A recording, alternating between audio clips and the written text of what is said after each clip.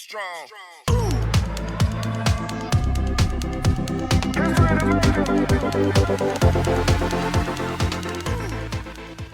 Hi, and welcome to Funny Minds. I'm your host, Lynn B., and I have my crazy co-host with me today. Edward Biss. How's everybody doing today? I am excited. This is a big one for me. This is a huge one for me. I have joining our show, we're going to introduce before I start this, shred guitarist, killer vocalist, longtime musician.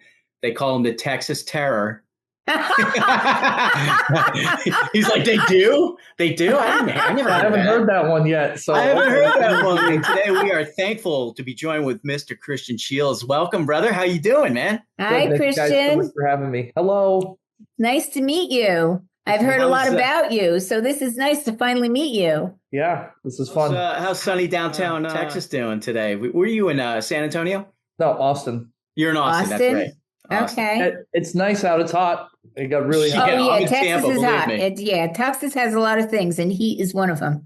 I've been to San Antonio, and I was there on business a long time ago.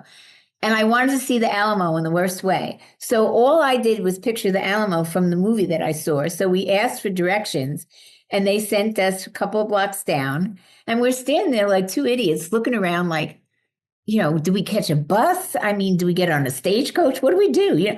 And then I asked this guy, and he's like, the Alamo's right across the street. And I'm like, what? What? Are you kidding me? It's just a building across the street. It's not out in the desert. You don't have to schlep in the desert. Did you get drunk like Ozzy and just pee on it and get arrested? Or no, I hadn't even had a drink at that point, I've never been to the Alamo, so I have no idea.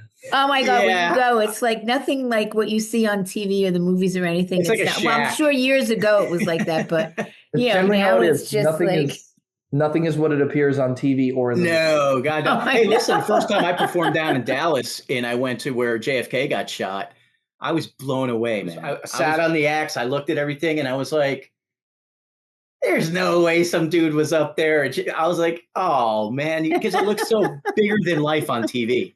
So we're breaking out the tinfoil hats early? Is that what's No. It was just cool to see it, man.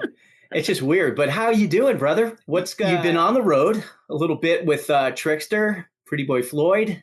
What's that been like, man? I mean, we're chilling now. We finished up the tour, that leg of the tour on April 12th. We got a couple more shows coming up with them in August here in Texas. I'm not sure what's next after that, but right now just enjoying some downtime and seeing what's next. Okay. Excellent, man. Excellent. And, I've gone through a lot of what you've done throughout time. I've seen a lot of your videos, your music. I mean, you guys are on fire. Thank you. Tell us a little bit. I mean, you started pretty much the same way I did, 5-6 years old, got into guitar, made your way through everything, latched on to bands like Kiss, obviously. Tell us about, just more about what inspired you to stick with it guitar-wise, and then how you transition into vocals. Well, so actually, when I was 6, I started playing clarinet in the first grade.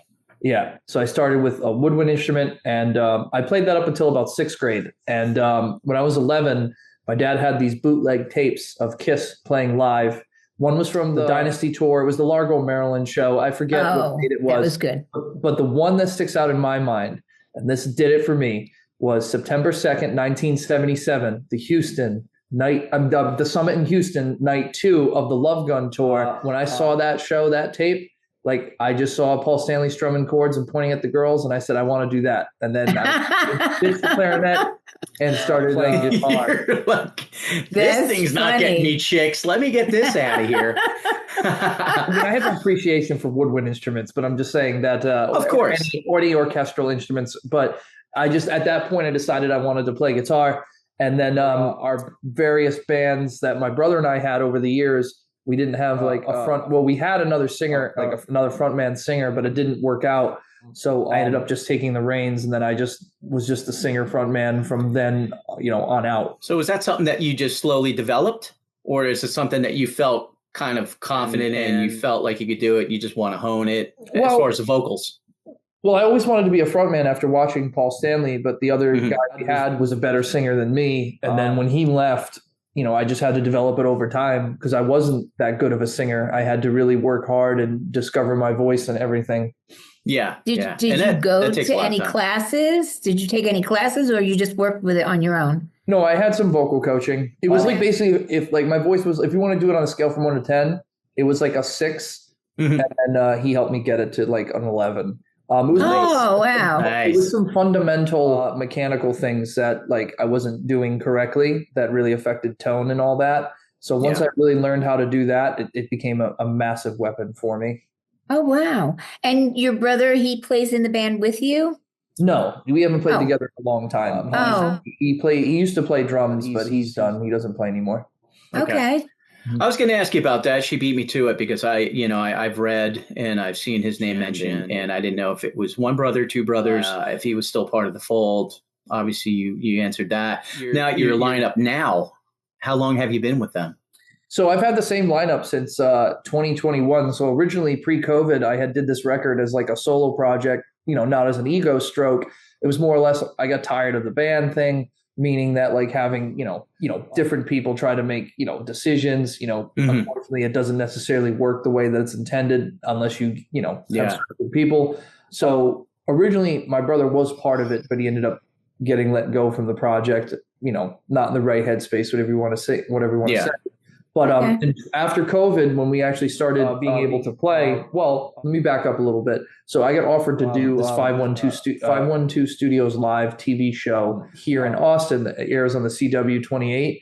So I didn't have a band. So, I put out the feelers for a drummer. I said, who's the best drummer in Austin? And then I was asking around for a bass player and nobody bit on it except for one guy. So we ended up doing a TV show in October of 2020, still did nothing for a while. And then come the summer of 2021, when we were able to play shows again, and it was time to put the band together, that same lineup from the TV show played some shows, but the bass player ultimately went on to do other things. His name's Justin Steele. He plays with Alistair Green and stuff like that. Now got Jake Allard, who joined. And it's been the same lineup ever since. All right. Well, that's great. That's good. Absolutely. Have you, I'm going to give you somebody's information. You get Music Legacy International. It's somebody, we've been on our show, we've been on their show. And they're starting this whole movement just for musicians. And you can go on there and you can download videos on there, put all your information.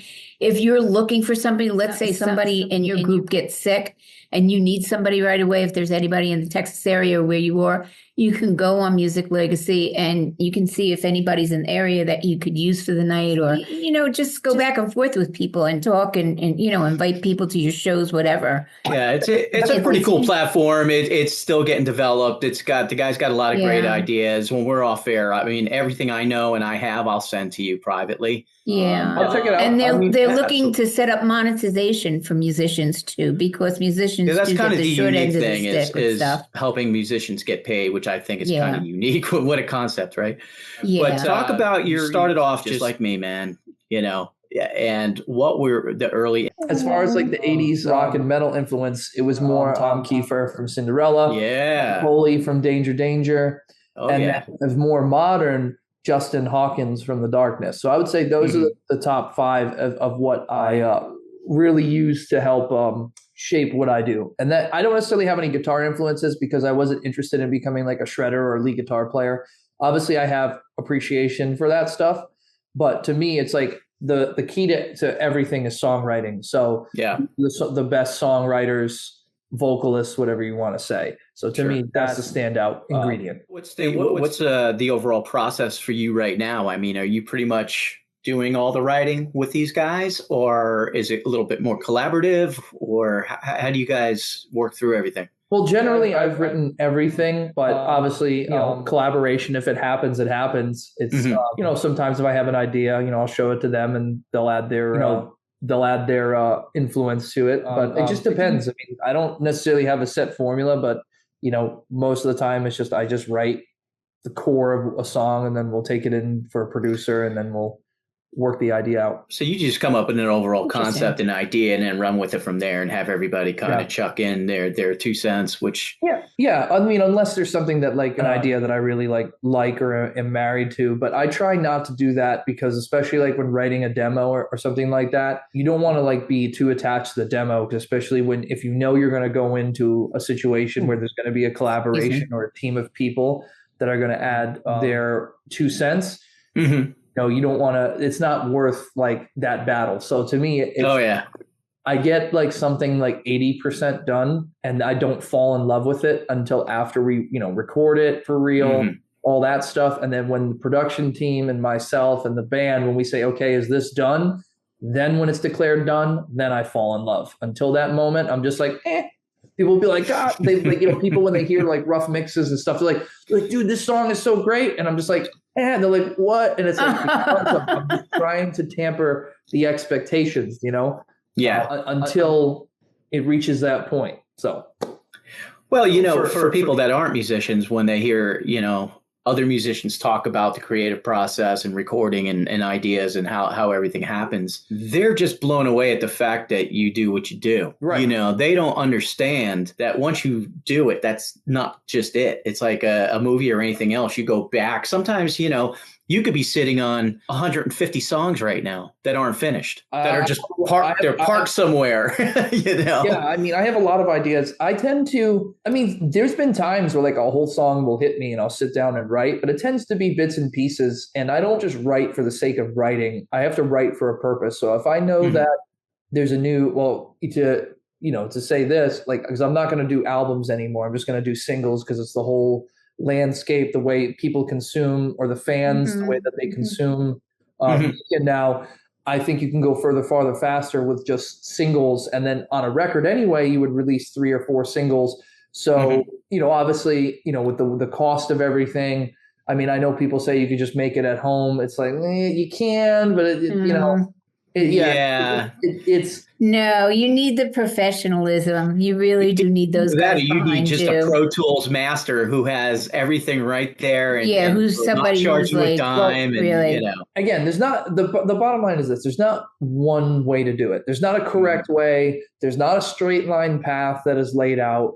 Everybody does it differently, and there's not a right or wrong way to do it. I just have the way that I do it and what works for me. So like I said, if I'm going to do a songs or if I'm going to do a song or a couple songs, I mean, I might, sit down and do a deliberate writing session. I mean, I have, but I'm just saying like right now, I mean, we got a new single that's going to be coming out in the fall called Fall Like Rain. And, Fall Like Rain. Yeah. The video and everything is done for it. So just to me, the way that the fans consume music now is obviously the hardcore people like me, I still like to listen to records, but I can look in the back end of the numbers. And I know some people don't like to associate the word business with music, but it is the music business. Right. You look at the numbers and you just look at the way that people consume music, you can clearly see that they don't listen through a full record and in even one setting. It might take them a while. It's usually they'll listen to 2, 3 songs, but a lot of times they just listen to one song and then move on, Yeah, I mean, they're usually turned on to it because of one song. Yeah. And they're like, oh, I love this song. Let's check out the band. They get the band and they listen to 2 more and then they put it down. And then they go back to listen to that one song that they like. They never, like back in the day, you and I would sit down with an album, get it, or a CD or whatever, and plow through the whole thing. Right. And then plow through it again and plow through it again. Like over and over and over. And that really, you're right. It doesn't happen anymore. Well, as far as I just tend to listen to like the music has to grab me. It's not so much the words sometimes, it's the music. If I like the music, then I'm going to listen to the whole song. And then I'll play it again and really listen to the words. But for me, it's the music. It's the beat. How did you wind up a Bob Dylan fan? I've never been a Bob Dylan fan. Yes, you are. Don't lie to me. No, I like him. I was never a fan. No. You're wearing a shirt that says "I heart Bob Dylan" right now. No, I think this is. What's his name? Yngwie Malmsteen. No, who is this? Who is this? Are you just going to flash us? Oh, Damon. Oh, my God. Damon. Yeah, Damon sent me a shirt. Yes.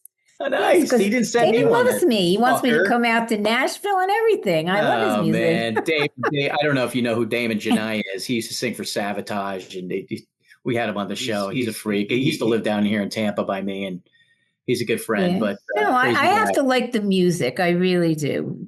Well, I mean, everybody is different, but when you for me, some things I listen to, it's because of the music, and there's other that I listen to because of the lyrics. It's a little bit of both. Yeah. Yeah, not to quote the great Paul Stanley, but he says there's only two types of music, good and bad. But he also you need to add something else onto that and basically say, but it's subjective to the listener.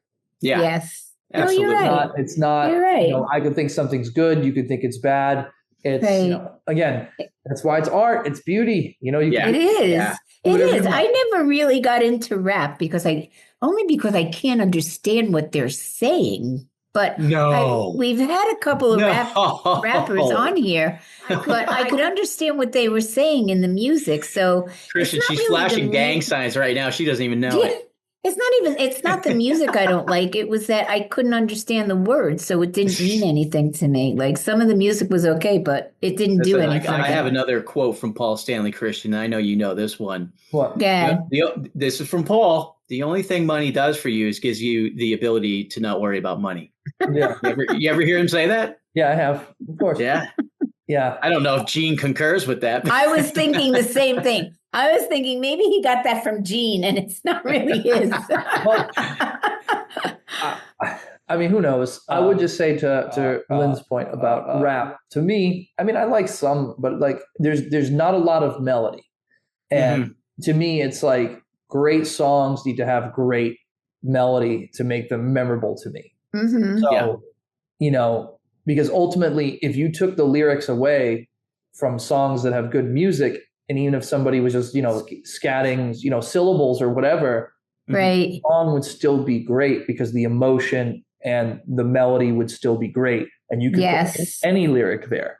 It wouldn't matter. Well, look, the Grateful Dead. The Grateful Dead didn't do a lot of lyrics to a lot of their songs. A lot of it, they were just jamming most of the time. So, and look at the following. I'm a Deadhead too. I've always been one. But Jerry Garcia could play for a half hour. But he could play for a half hour straight and nobody said a word, and the music, to me, the music is absolutely incredible. Yeah, but when you're tripping your face off, the last thing you want to hear is words. You just want to just listen to music and look at lights. No, I was a Deadhead without the drugs, so there you go. You were the only one in the whole stadium. Absolutely. People in the stadium are amazed that I wouldn't take hits off of them, I would just say that, like, again, even with that, it's not 100% absolute, Again, it's all subjective and up to the listener. And who do you have? I was, because your videos are fantastic. And who do you work with? Is it kind of per project, or do you have someone on your top list that you go to for shooting vids? Well, I've worked with a guy around here, Boudreaux Partita from Penny Rock Productions. They're really good. Him and his team, John Jew and all the guys with him are good. The new guy that's doing my stuff now is Tom Flynn. He just did the new Buckcherry videos. He's done stuff. Oh, wow. Engage, Motionless and White. Right. Wow. So he did the Fall Like Rain video. So nice. See it. I think you guys will. When's that due to come out? Pretty sure. I haven't picked a release date yet. It all depends on what the fall touring plans are.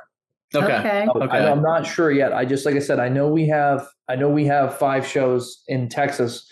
Part of the reason is like to hold back the song too. And I know some people are getting impatient, but there's a method to the madness. Sure. Right. More or less, like if I have an opportunity, and this is going to be business talk and all that stuff, but if I have the opportunity to develop some markets that I haven't played yet, I would rather develop those markets first, because people there have never heard my record. They don't know who I am. So that way, when I get them as fans and into the pipeline, when now the new song comes out, it'll have a bigger impact.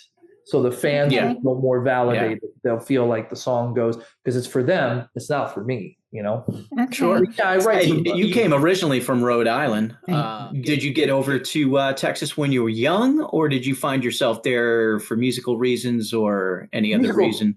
Musical reasons. I came down here in 2016, and I've been here. 16, okay. So for almost 10 years now, yeah. Okay.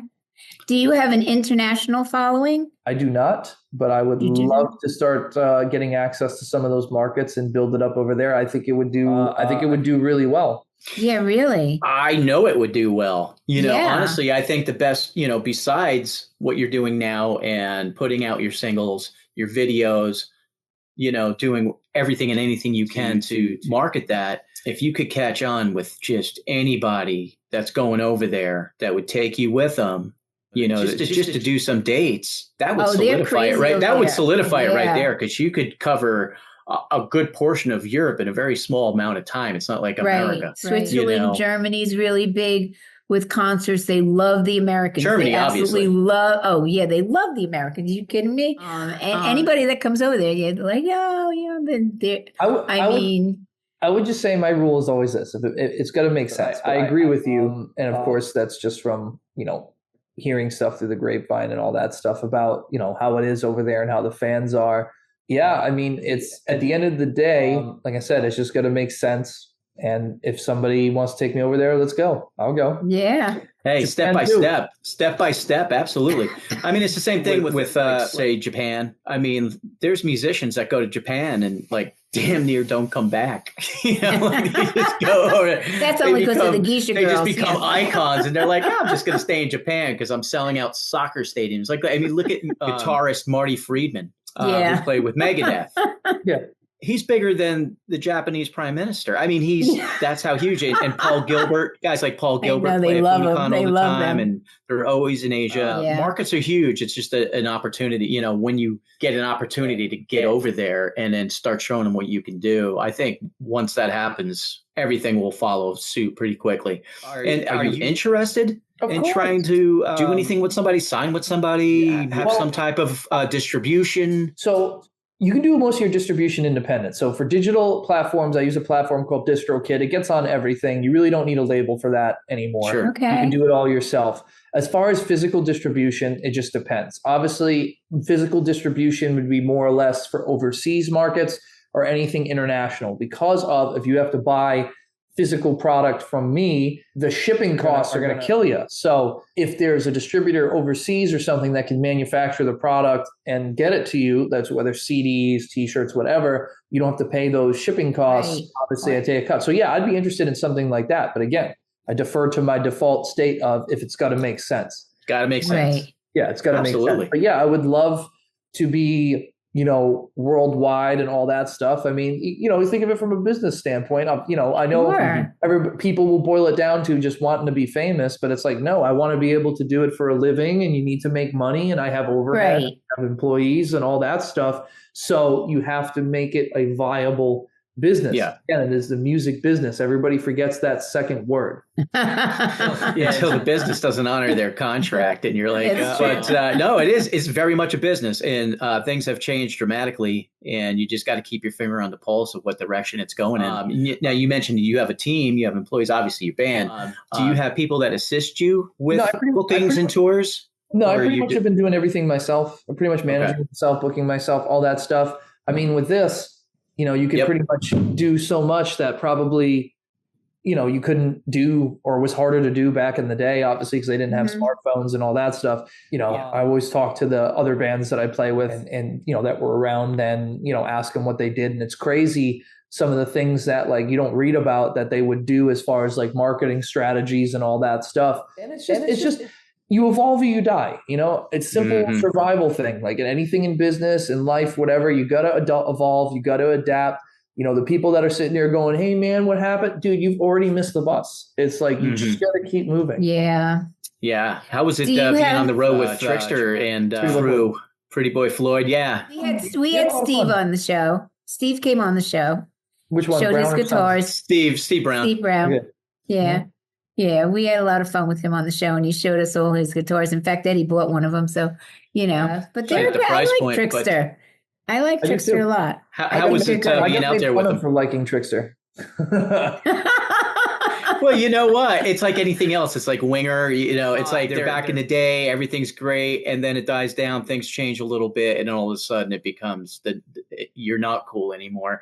And then it goes full circle, and now they are cool. It's crazy. And I seen what they went through because we grew up together and played together. I played with PJ before he was in Trixter, and I seen their rise. I seen their success, and then I seen when the whole scene changed. And I seen what they went through, and that's tough. Right. And it's tough, and it's great that they bounced back from that, stayed together for the most part, and out there still living what they and doing what they love.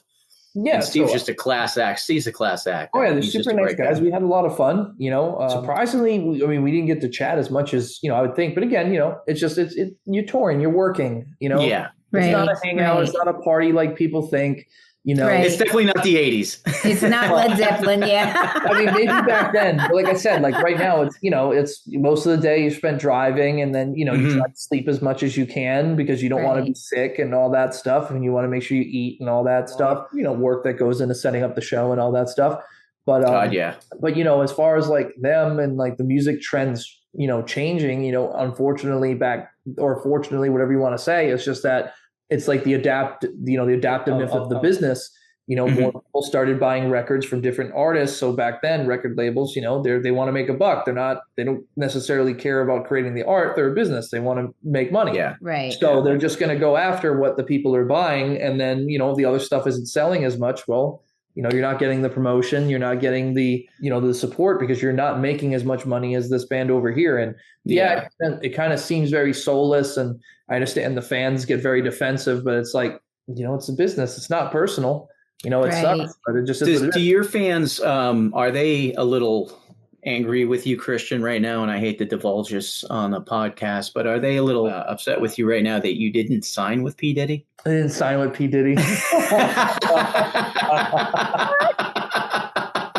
I don't think I had an option to. That was your first rap album. It just didn't sell, I guess. Yeah, it was little shields. I had to cover up all the face tattoos. Yeah. No, it is part of the the business and the touring game, and it is very much a business, and you have to be a professional.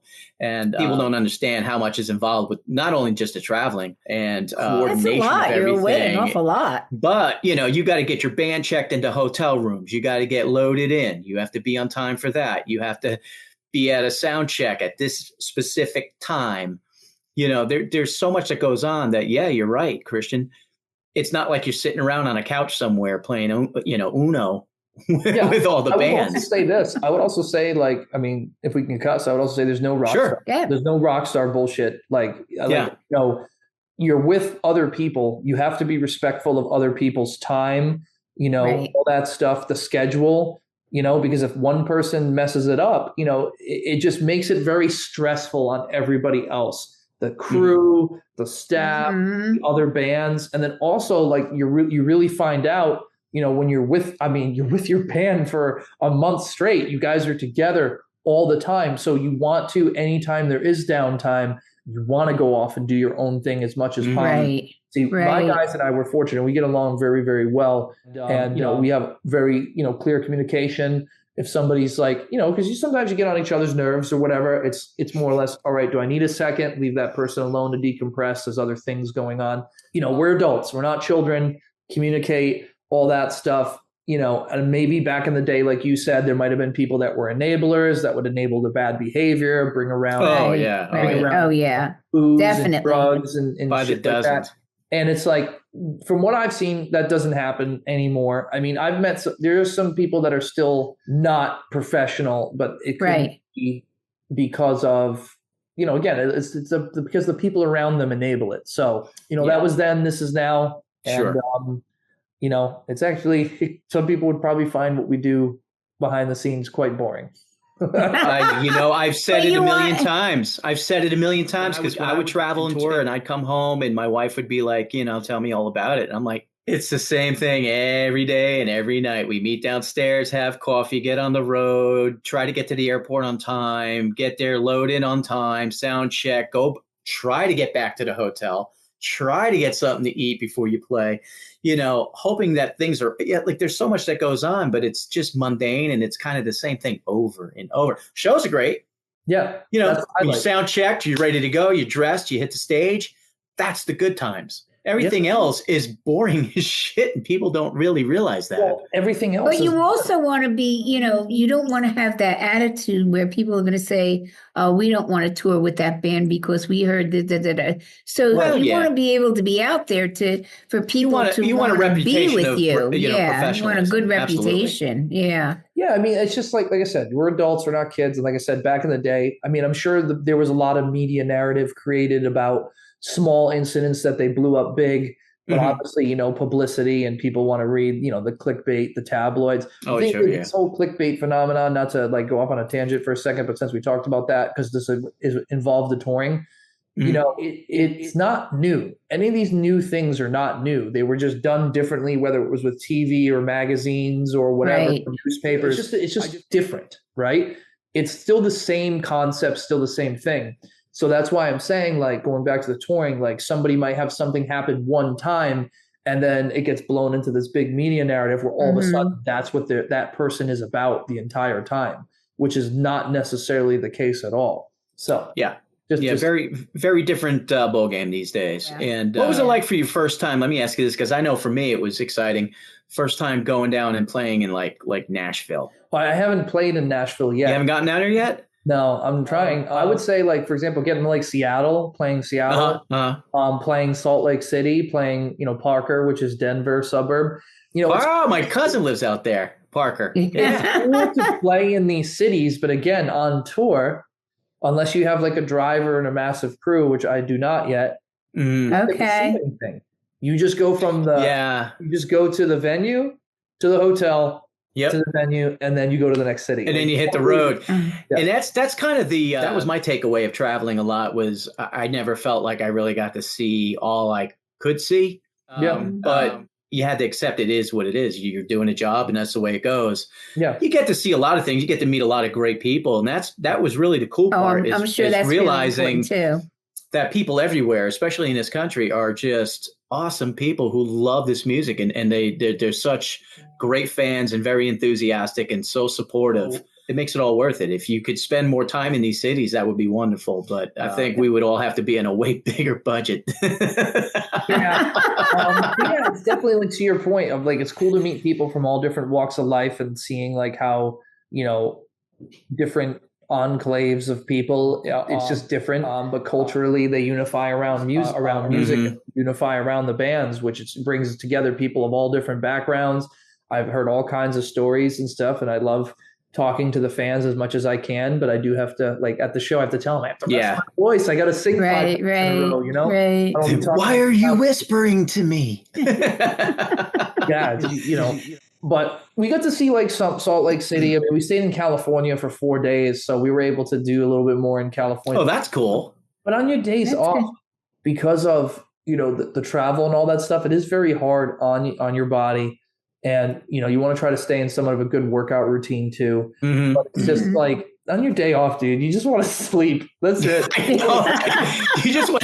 You want to catch up on bad TV and just sit in your hotel room, crank the air to, like, you know, 50 degrees and order a pizza. Well, so our drummer Ram, he's from Tel Aviv, Israel. So they don't have cops on TV there. So he makes it a point to every night we're in the hotel, he wants to watch Cops. That's what he wants. Does he walk around singing the song, Bad Boys? Yeah. No, it's just that he just finds it fascinating because, like, you know, that type of TV doesn't get aired in Israel, and we have it here. It's just funny. It's amazing to him. It blows away. We used to go. Do you ever get to a concert and, like, there's another band in the area and want to come on stage and jam with you during your concert, or no? It hasn't happened yet, but now that you said that, it probably will. Somebody will probably say something at some point. I always say this. I'm not against any idea or anything. Just, again, goes back to, I'm going to say it like times. It's got to make sense. Yeah. I mean, and, you know, people at concerts get excited. They're like hyped. They're in the moment. And God forbid you let them on the wrong person on stage, because we've done it. And they go berserk, and then you can't get them off the stage. And then security has to come on. And then it turns into a circus, and you're like, that was such a bad idea.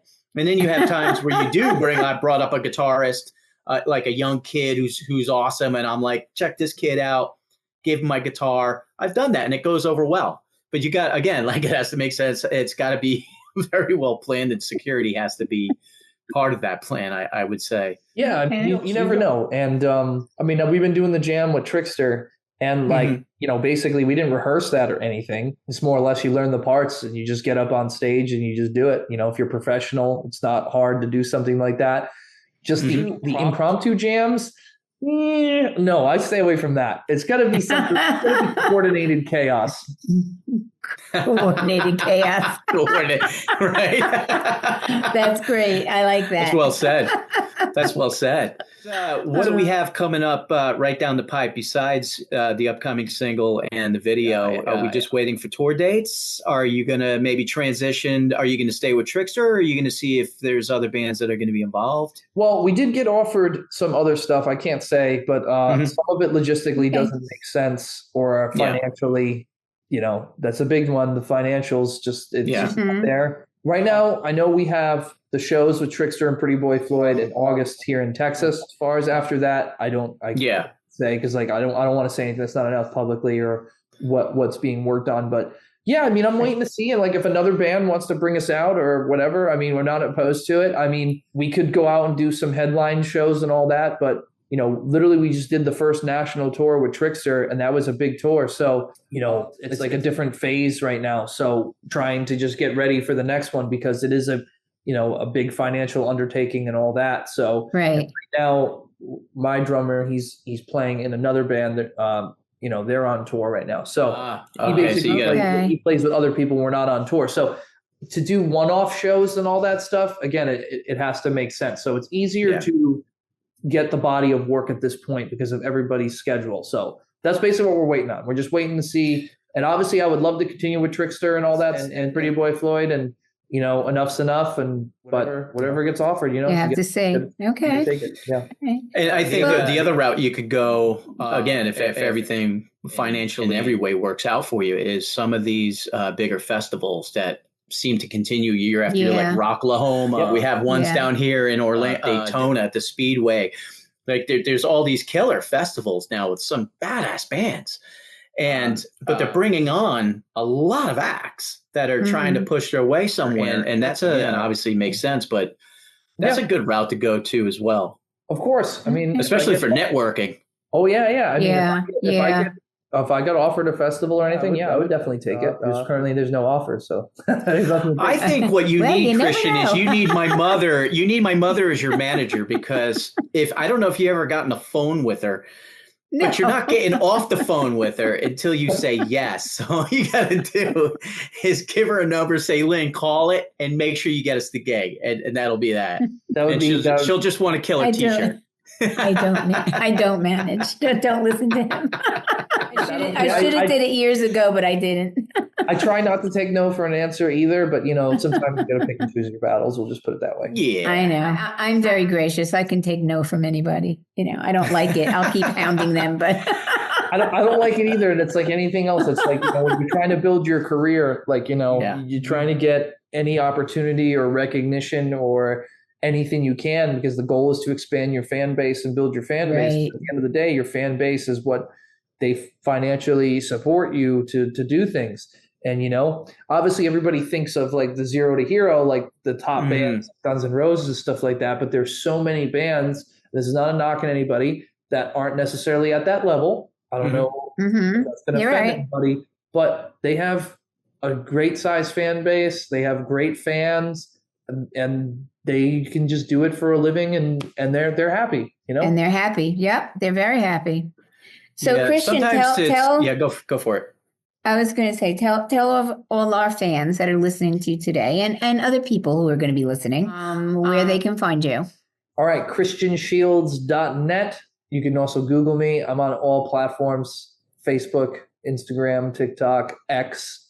Not a hard thing to find. The internet. Yeah, just type in Christian Shields. Yes. Rock legend, the Texas Terror. That's your new nickname, bro. I love that. I'm going to put that in my blog when I advertise you, the Texas Terror. The Texas Terror. Like, now the FBI is going to show up at my house and tell me I'm terrorized. Oh, no, I'll get everybody on LinkedIn saying, wait a minute, where is this Texas Terror? I never heard him before yet.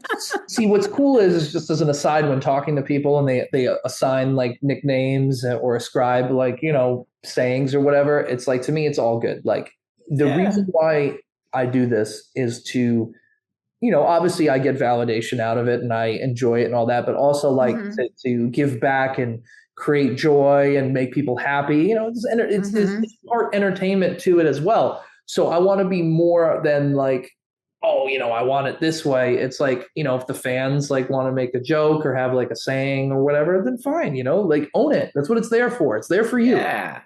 Absolutely. Hell yeah. Man, I've been called, oh my God. I got stories upon stories, Christian. No, you don't want to know what everybody calls I have many him. nicknames.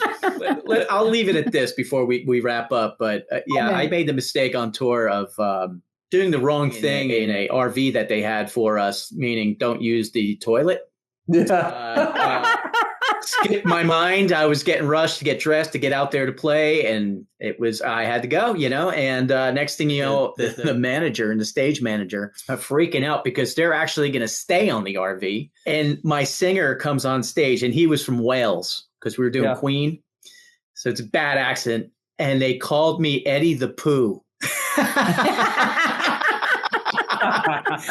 They're like, my bloody guitarist, Mr. Brian May, just took a giant whopper in the trailer, which he was in. So everybody join me in welcoming Eddie the Pooh. Yeah. Take that one on the chin, man. That was great. Yeah. In case anybody hasn't heard, the unspoken, unwritten rule of touring is no pooping on the tour bus. Yeah, I did. I had a lapse. It was an elderly moment, I think. It's all good, man. But I really appreciate you coming on, Christian. Yes. Well, thank you guys. I really do. And I know you're going to go out there and just the rest of 2025 this year is going to be a setup for the next year for you. Yeah, I think so. I think it's more or less like it's a momentum thing. So like we did one. And I know it feels strange, and I'll just say this, because people want to understand, I guess if juxtaposition is the right word, like being on tour, it's like the first week, like you have to like adjust your whole lifestyle and everything because of like the traveling, we did, at least 5 shows a week. So after that, it's like regular life before feels foreign. It's like, what did I do before this? Like I had a routine and all that. And then when you get off tour, it's weird, right? Because, obviously, you're getting a lot of attention every night and all that stuff. And then now, I'm sitting in my apartment by myself, like doing, And your cat doesn't want your autograph. My cat over there, he decided he's sleeping. He decided he's going to sleep on his cat tree. So, I'm just saying. So it's like a peace and quiet and calm, and it makes you appreciate, being out there. Because, like I said, the downtime is important as well. But Oh, God, yeah. It's true. God, yeah. But I'm hoping that this will lead to other things because obviously once you do one, your name gets out there, you can leverage it for other opportunities and all that stuff. And you just got to keep building, Right. No such thing as an overnight success.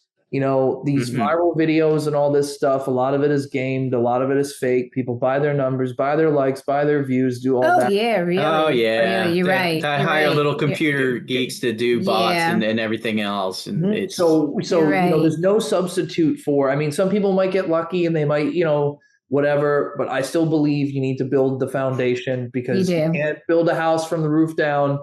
And, people also, I'll say this as well, people also don't realize that back in the day, numbers were game too. Records shipped to stores, Billboard chart positions. Again, there's ways to fake it, but I'm just saying I just believe in the absolutely one step at a time, just building up because there's no substitute for that because the one number you can't fake is the amount of people that show up to your shows unless you pay them to be there. I don't think your financials can handle that. No, the check goes from the promoter to the band, and you just hand it over to some dude who brought 3,000 people there. You're like, here you go, and then hand it out. Well, with that, I'm going to thank you, Christian, for being on the show, and you're everything that Eddie said you are, and I'm. At the end of when we do the show, when we show production, I'm going to have the guy put a little bit of one of your songs. Tell me which song you want me to put on the end. Choose one that you want. Do something, and we're going to put it on the end. Rock and roll on there, if you don't mind. Okay, you got it. Absolutely. So I'm going to have a little bit of that song at the end of the episode, and I'll advertise that your music is going to be on there. And again, I wish you all the best. I hope everything works out for you in the fall. And your new video, your new song. And, we're going to keep on plugging you. And maybe we'll have you back in another 8 months or so. See how you're doing, Where's those numbers, Christian? Let's hear those numbers. Do a little revisit. Yeah, let's do it. Let's have it. I'll just catch up to you when you get down here in Tampa because eventually you're coming to Florida. Yeah, so. I want to. I was trying to come down there with Trixter, but I don't know. Oh, man, the Kiss thing was phenomenal. Yeah. Florida's a big the scene. Creature You got to Fest go to thing Florida. that Neil did down here. Oh Yeah. man, you got to come down for that. I will have to play come. anywhere at any time. This just got to make sense. Yeah, there you go. Yeah. Thank you, my brother. Thank you, guys. All right. Well, thank you. And thank you to my fans for being with us. And we are funnyminds.com. And you can go on our website. And on our website, there's 2 organizations that we like to align ourselves with. And that's St. Jude's Children's Hospital and breast cancer. So you see a big purple button there, and you can make a donation. And they really are wonderful organizations. And we also have merch, which who doesing have merch in this world? So you can go to our I know Christian Shields has merch. Beacons AI/Funny Minds. And we have a lot of different merch on there, clothes and different things. So you can take a look at that. And like I always say to all of my fans, besides thank you for all of your support, we always know that laughter is the best medicine. So with that, I want you to laugh. I want you to have a great time. I want you to have a great life. And I say goodbye now. And get out there. Go to christianshields.net.